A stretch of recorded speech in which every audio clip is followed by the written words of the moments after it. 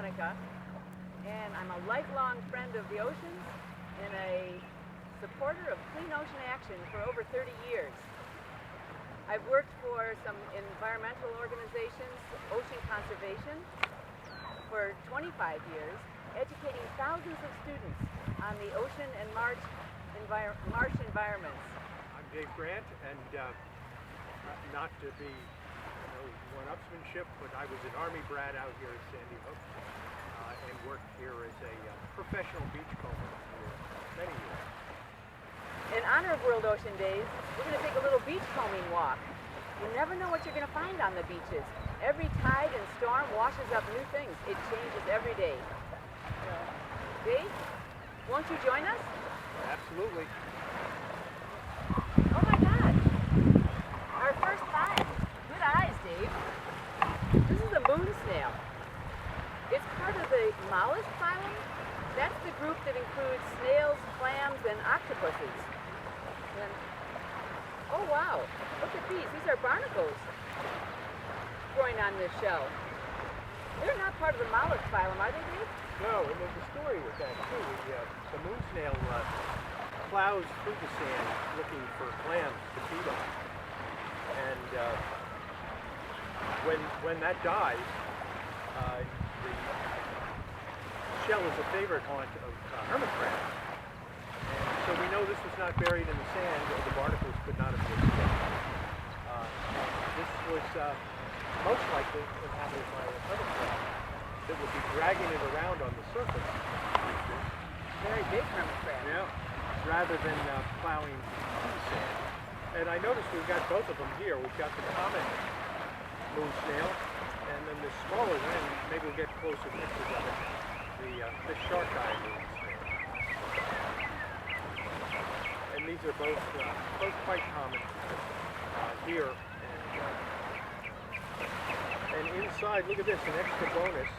Oh, fantastic. We have the operculum, the trap door that closes the snail up for protection when it's resting or avoiding a predator.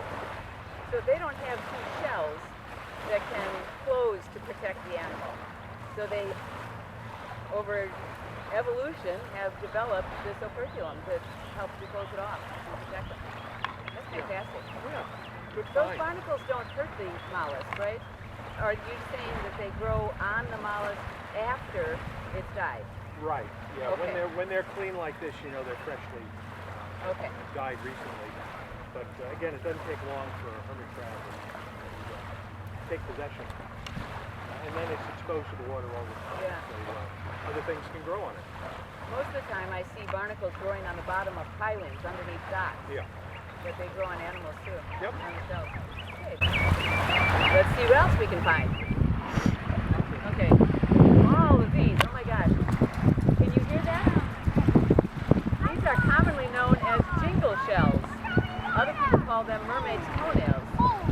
They can be large and white or smaller ones, black. And I think just like the oysters, they pick up the minerals from the environment that they're living, right?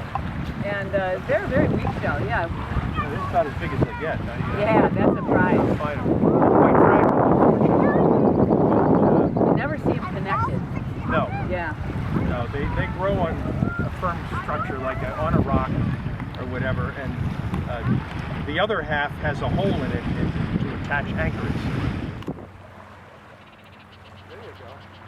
Oh my God, what a find.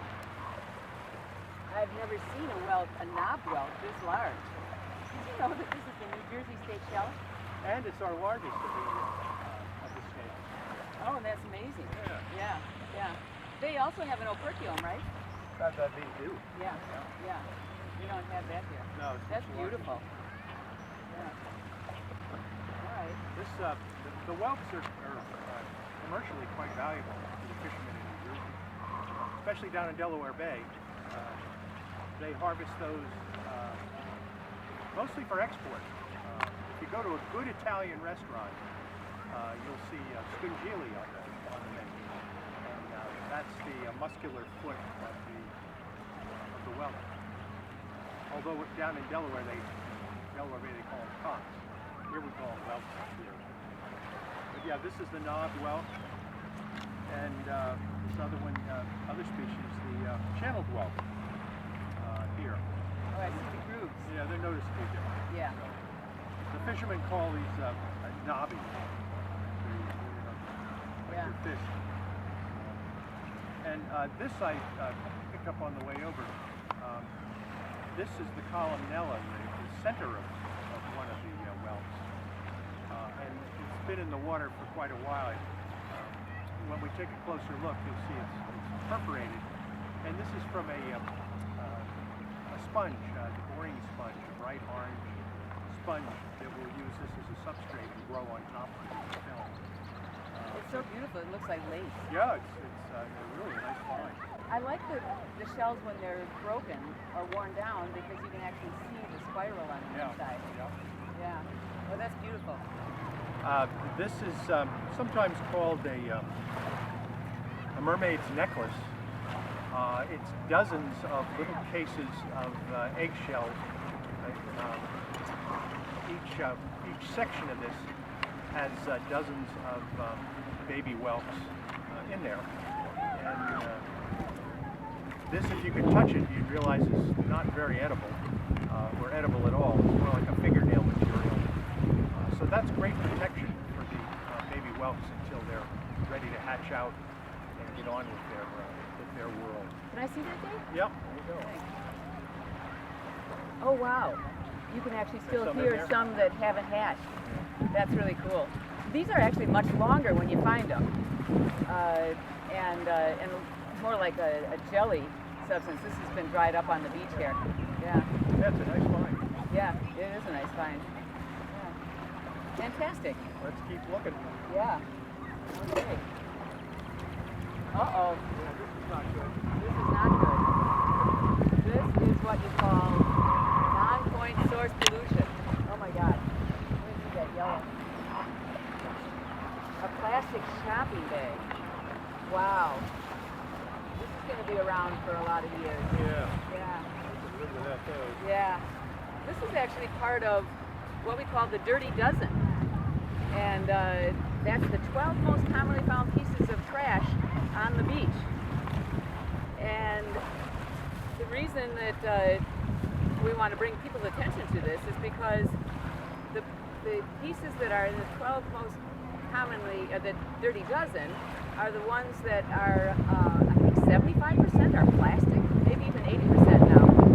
And they take almost forever to decompose.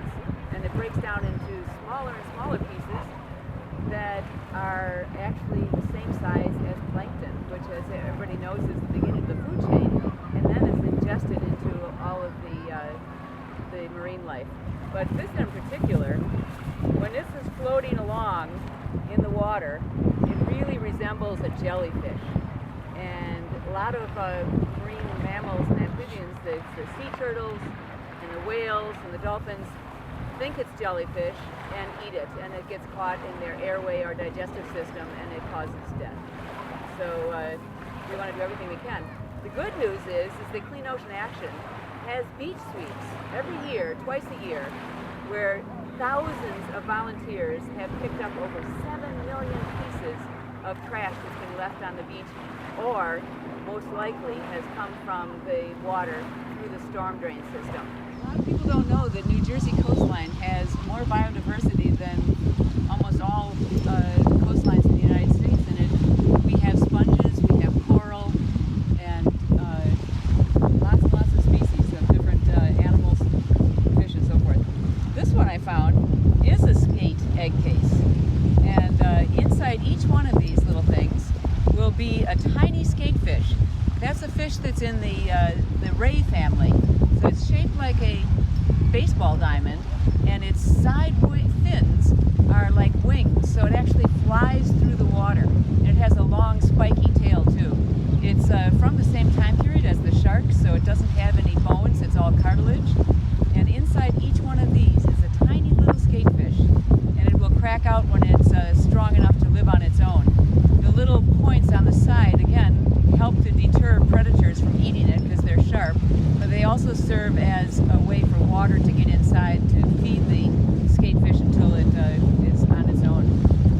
Yeah, Mom attaches this to something in there, and it's safe and edible, and in some cases might take 1.5 years to develop. No way. Yeah. I didn't know that. So, and let's call it by its proper name, the mermaid's purse. Okay, okay. This is the skull of a dolphin, and these, again, since they're a marine mammal, you can't just have one. They need to be managed, in this case, on loan from a museum. So the skull is actually, as odd as it looks, is not all that different from ours. You can see the upper jaw here, and they have quite a few more teeth than we do. So, they breathe up, and we breathe down with our nose. So their nostrils point up, and that's the blowhole there for that. So, and when you look a little closer at this, we'll take a close up. You can see various holes in the skull. This is where blood vessels and nerves would enter and exit the skull. So, and when your dentist gives you Novocaine, what the dentist is aiming for is one of these nerve tracks here. That you put the Novocaine here, and then everything here is numb, so the dentist can do their work. I have seen many, many pods of dolphins on the Jersey coast, right up to the shore. It's absolutely amazing. Yeah, and they do come up the river here in the spring, typically, when following the bait fish. Yeah, that's another Clean Ocean Action success story. Yeah. Because in the 70s, I want to say, we were still doing offshore dumping of the dredge materials from New York Harbor. And the waters close to the shoreline were very polluted. And Clean Ocean Action, along with a whole coalition of other ocean conservation organizations, were successful in stopping ocean dumping. And the waters have cleaned up tremendously, and all of these animals that were way offshore are now coming closer to shore. So we see whales, dolphins on a regular basis. Okay, wow, what an amazing beach walk. We found over a dozen things, and I bet if we kept at it, we'd find dozens more. No doubt. Yeah. I don't know about you, Dave, but I am happiest when I'm in nature, especially at the ocean beach. Agreed. Yeah. Thank you for allowing me to do a quick plug for what we do with sharks at the Institute. And,